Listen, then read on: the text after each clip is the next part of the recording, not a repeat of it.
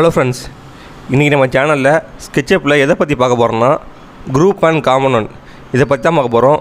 குரூப்புக்கும் காம்பனன்ட்டுக்கும் என்ன டிஃப்ரென்ஸ் இருக்குது, அது எங்கெல்லாம் யூஸ் பண்ணலாம், எப்படி அதை அப்ளை பண்ணலாம்ங்கிற பற்றி தான் இந்த வீடியோவில் பார்க்க போகிறோம்.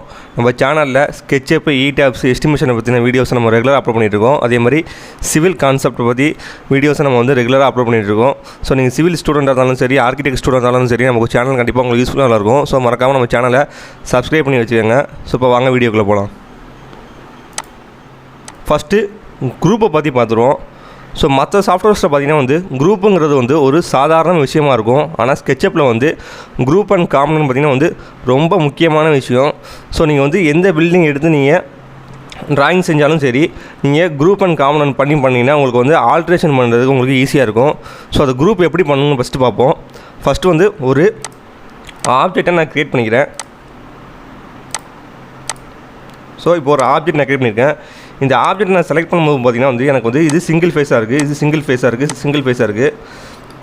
இது எல்லாமே பார்த்திங்கன்னா நமக்கு வந்து தனித்தனி ஃபேஸாக, அதாவது லைன்ஸ் தனியாக, ஃபேஸ் தனியாக நமக்கு இருக்குது.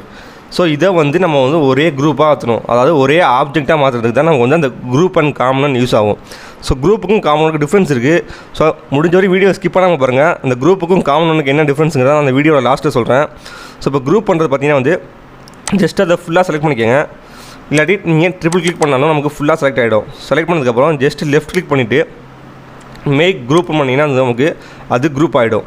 ஸோ இப்போ குரூப் ஆகிடுச்சு. ஸோ நம்ம எதுக்காக குரூப் பண்ணோன்னா, இப்போ வந்து நமக்கு வந்து இப்போ ஜஸ்ட் ஒன் கிளிக்கில் பண்ணாலே நமக்கு போதும், நமக்கு டோட்டலாக செலக்ட் ஆகிடும். நம்ம ஈஸியாக நம்ம வந்து மூவ் பண்ணிக்கலாம். அதேமாதிரி காப்பி கூட பண்ணிக்கலாம். ஸோ இந்த மாதிரி நம்ம ஆப்ஜெக்டை காப்பி பண்ணிக்கலாம். இதுவே நீங்கள் வந்து குரூப் பண்ணாமல் பண்ணிங்கன்னா வந்து நமக்கு வந்து அது சிங்கிள் ஃபேஸாக செலக்ட் ஆகும். இப்போ வந்து நான் அதே மாதிரி இன்னொரு ஆப்ஜெக்ட் வந்து நான் குரூப் இல்லாமல் வரைகிறேன், சும்மா சாதாரணமாக வரைகிறேன் பாருங்கள். ஸோ இப்போ வரைஞ்சிருக்கேன். ஸோ இப்போ இதில் வந்து நான் ஏதாவது டிசைன்ஸ் பண்ணுவோம். ஸோ இது ஒரு வாலாக கன்சிடர் பண்ணிக்கோங்க. இப்போ இதில் நம்ம ஏதாவது வாலில் நம்ம டிசைன் பண்ணுறோன்னு வச்சுக்கோங்க. ஸோ இந்த மாதிரி நம்ம வந்து எக்ஸ்ட்ரூஷன் டிசைன் பண்ணுவோம்.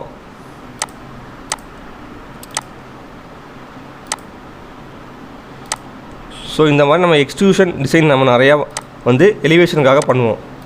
ஸோ பண்ணும்போது இப்போ எனக்கு இந்த ஆப்ஜெக்டை காப்பி பண்ணி நான் இன்னொரு இடத்துல ப்ளேஸ் பண்ணணும்னா இப்போ எப்படி வந்து அது மூவ் ஆகுது, காப்பி ஆகுது மட்டும் பாருங்கள்.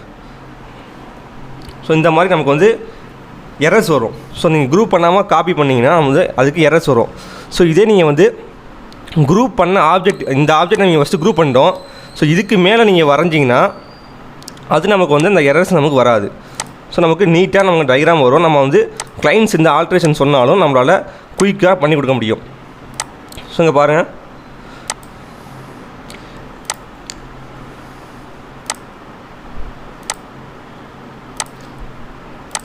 ஸோ இப்போ இதை செலக்ட் பண்ணி இதை ஒரு குரூப் ஆக்கிக்கிறேன்.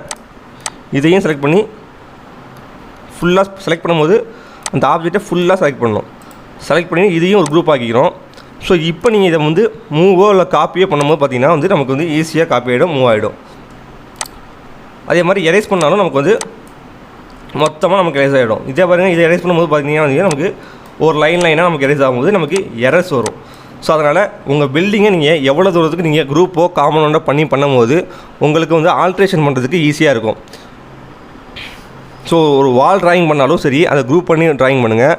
ஸோ ஒரு எலிவேஷனுக்காக ஒரு சின்ன எக்ஸ்ட்ரூஷன், ஒரு பாக்ஸ் மாதிரி க்ரியேட் பண்ணாலும் அதை ஒரு குரூப்பாகவோ அது காமனானாலும் பாருங்கள் மேக் பண்ணிவிட்டு நீங்கள் ட்ராயிங்ஸ் வரீங்க.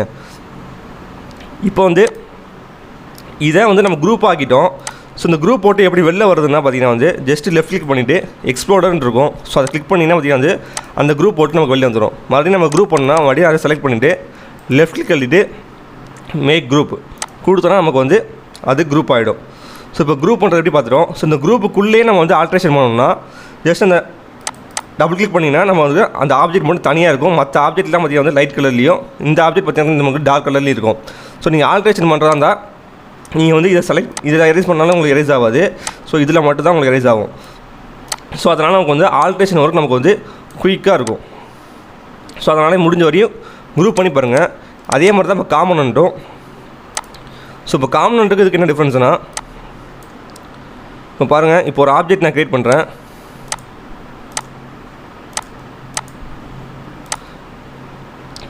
க்ரியேட் பண்ணிட்டு இப்போ இன்னொரு ஆப்ஜெக்டை இதையே காப்பி பண்ணி வச்சுக்கிறேன்.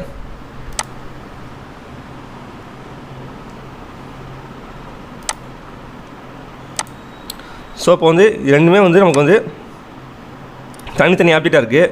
ஸோ இதை நான் குரூப் பண்ணிக்கிறேன். ஜஸ்ட் லெஃப்ட் கிளிக் பண்ணிவிட்டு மேக் குரூப் கொடுத்துக்கிறேன். இதை நான் காம்பனண்ட் ஆகிக்கிறேன். ஜஸ்ட்டு லெஃப்ட் கிளிக் பண்ணிவிட்டு மேக் காம்பனண்ட் இருக்கும். ஸோ நான் காம்பனண்ட் கிளிக் பண்ணதுக்கப்புறம் எனக்கு இந்த டைலாக் பாக்ஸ் வரும். ஸோ இதில் வந்து நீங்கள் ஏதாவது நேம் கொடுக்கலாம்னு கொடுத்துக்கலாம், இல்லாட்டி கொடுக்காமல் கூட இருக்கலாம். ஸோ கொடுத்துட்டு நான் க்ரியேட் பண்ணிட்டேன். க்ரியேட் பண்ணதுக்கப்புறம் இப்போ இதுவும் பார்த்திங்கன்னா நமக்கு வந்து ஒரே மாதிரி தான் இருக்குது. இதுக்குள்ளே என்ன டிஃப்ரென்ஸுங்கிற மாதிரி பார்ப்போம். இப்போ நான் வந்து இதை காப்பி பண்ணிக்கிறேன். ஸோ இதை இப்போ காப்பி பண்ணியிருக்கேன். அதே மாதிரி இப்போ நான் வந்து காமன் ஒன்றை நான் காப்பி பண்ணிக்கிறேன்.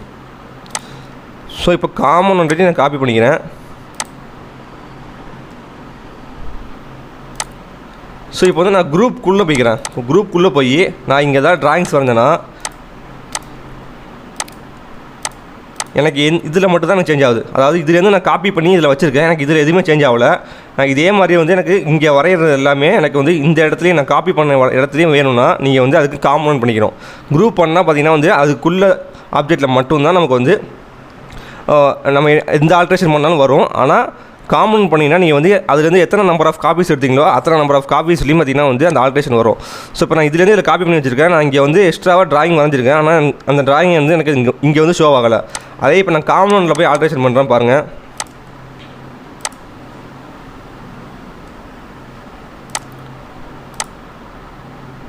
சாரி,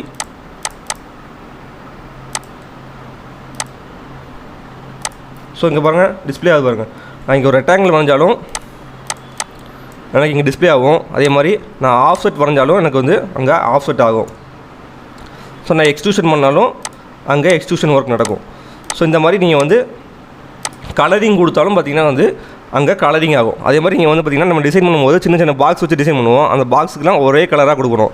ஸோ அப்போ நம்ம வந்து நம்ம ஒன்றுத்துக்கும் நம்ம தனித்தனியாக போய் நம்ம கலர்ஸ் கொடுத்தோம்னா நமக்கு வந்து டைம் ஆகும். அதனால் பார்த்திங்கன்னா ஒரு பாக்ஸ் நீங்கள் ட்ராயிங் பண்ணிவிட்டு அதை காம்பனண்டாக மேக் பண்ணிவிட்டு அதுக்கப்புறம் அதில் கலரிங் கொடுத்திங்கன்னா வந்து நமக்கு வந்து நம்ம ஒர்க்கு வந்து குயிக்காக முடிச்சிடும். இப்போ உங்களுக்கு குரூப்புக்கும் காம்பனண்ட்டுக்கும் டிஃப்ரென்ஸை தெரிஞ்சிருக்கும். ஸோ இந்த காம்பனண்ட்லேயே பார்த்திங்கன்னா வந்து ஸோ இப்போ மொத்தம் எரேஸ் பண்ணிக்கிறேன்.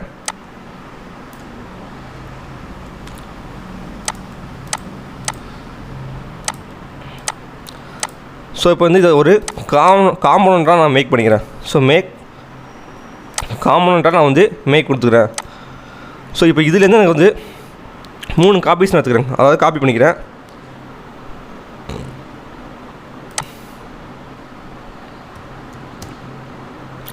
ஸோ இதுலேருந்து நான் 3 காப்பி எடுத்துருக்கேன். இப்போ பார்த்திங்கன்னா வந்து நான் ஆல்ட்ரு பண்ணும்போது எனக்கு எல்லா இடத்துலையும் எனக்கு அது ஆல்ட்ரேஷன் நடக்கும். ஸோ இந்த மாதிரி எனக்கு எல்லா இடத்துலையும் எனக்கு ஆல்ட்ரேஷன் ஆகுது. ஆனால் எனக்கு வந்து நான் காம்பனண்ட்டாக மேக் பண்ணிட்டேன், எனக்கு வந்து இதில் மட்டும் தான் ஆல்ட்ரேஷன் நடக்கும்னு நினச்சிங்கன்னா ஸோ இப்போ கண்ட்ரோல் இசட் கொடுத்துக்கிறேன். ஜஸ்ட் இதை செலக்ட் பண்ணிக்கோங்க. லெஃப்ட் கிளிக் எழுதிட்டு மேக் யூனிக் அப்படின்னு கொடுத்திங்கன்னா இது நமக்கு தனி காம்பனண்ட்டாக இருக்கும். இது ரெண்டும் பார்த்திங்கன்னா வந்து தனி காம்பனண்ட்டாக இருக்கும். இதுக்கும் இந்த லிங்க்குமே அதாவது நம்ம யூனிக் பண்ணதுக்கும் மற்ற ரெண்டுக்குமே லிங்க் இருக்காது. இதுக்கும் லிங்க் இருக்கும். ஸோ நான் இப்போ இதில் ஆல்ட்ரேஷன் பண்ணேன்னா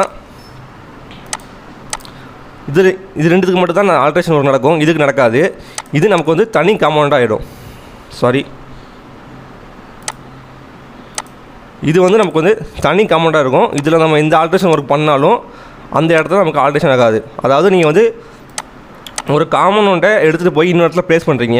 அங்கே எனக்கு வேறு டிசைன்ஸ் ஏதாவது வேணும்னா அதை நீங்கள் மேக் யூனிக் கொடுத்துட்டு வரைஞ்சிங்கன்னா உங்களுக்கு வந்து அந்த காம்பனண்ட்டில் மட்டும் தான் அந்த ஆல்ட்ரேஷன் நடக்கும். மற்ற அதுலேருந்து வந்த காம்பனண்ட்ஸில் எதுவுமே ஆல்ட்ரேஷன் நடக்காது. ஸோ அதனால் நீங்கள் வந்து மேக் யூனிட் பண்ணிக்கோங்க. மேக் யூனிட் பண்ணுறதுக்கு ஜஸ்ட் அதை கிளிக் பண்ணிவிட்டு மேக் யூனிக் கொடுத்தீங்கன்னா உங்களுக்கு வந்து அது யூனிக்காக ஆகிடும். ஸோ இப்போ வந்து இது தனி காம்பனண்ட்டாக நமக்கு ஆகிடும். இப்போ இதை நீங்கள் வந்து இந்த இப்போ தனியாக மேக் யூனிக் கொடுத்தோம்னா அந்த காம்பனண்ட்டை நீங்கள் காப்பி பண்ணி வேறு எங்கேயா வச்சிங்கன்னா ஸோ இதில் நீங்கள் எதாவது ஆல்ட்ரேஷன் பண்ணிங்கன்னா அந்த இன்னொரு காம்பனண்ட்லேயும் நமக்கு நடக்கும். ஸோ இப்போ வந்து நம்ம மேக் யூனிக் பண்ணியிருக்கோம். அந்த காம்பனண்ட்லேருந்து நம்ம காப்பி பண்ணி வச்சுருக்கோம். ஸோ இப்போ இதில் வந்து நம்ம ஆல்ட்ரேஷன் பண்ணால் அந்த ஒரு காம்பனண்ட்டில் நமக்கு நடக்கும். ஸோ இதுதான் வந்து நமக்கு குரூப்புக்கும் காம்பனண்ட்டுக்குள்ள டிஃப்ரென்ஸு. இந்த வீடியோ பிடிச்சிருந்தால் நம்ம சேனலை லைக் பண்ணுங்கள், ஷேர் பண்ணுங்கள், சப்ஸ்கிரைப் பண்ணுங்கள். தேங்க்ஸ் ஃபார் வாட்சிங்.